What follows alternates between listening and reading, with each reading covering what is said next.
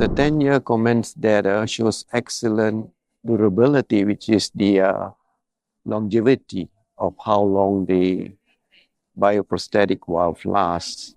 And it has impacted on our practice, on how we recommend the threshold of age cutoff for the patient, where we'd consider implanting a bioprosthetic valve over a mechanical valve, with the confidence of that these new valves last very well, 10 years and beyond. We could get a new cut-off point or threshold where younger patients being confidently advised to get this valve over the mechanical valves who have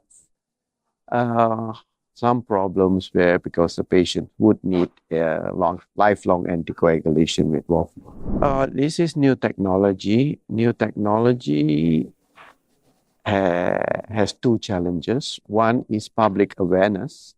Public awareness that this is a new product. A new product has to be backed up by good results. And opportunities like this to spread the awareness of the excellent results at 10 years of the comments study is good to be shared to the wider public.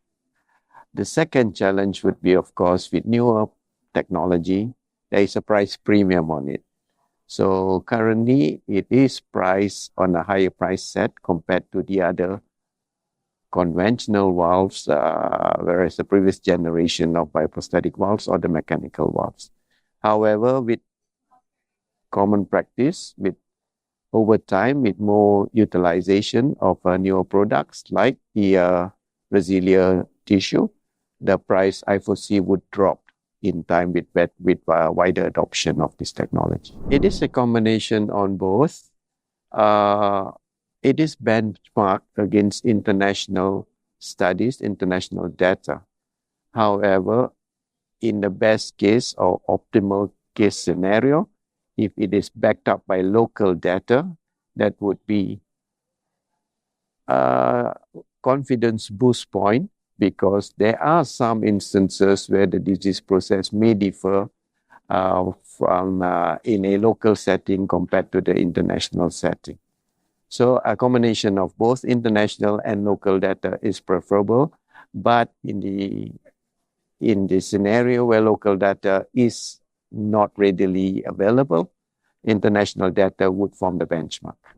Yes, I think we lived in a very exciting era, a fortunate era for patients more than anyone else, because a bioprosthetic solution now has an expanded possibility of being used. Well, it's previously restricted to what is called a more elderly population.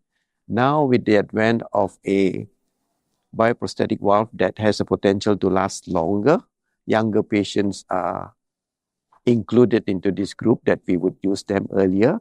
And also, in the event that it fails because of the increased longevity of patients, there is not the end for the patient. There is a transcatheter solution.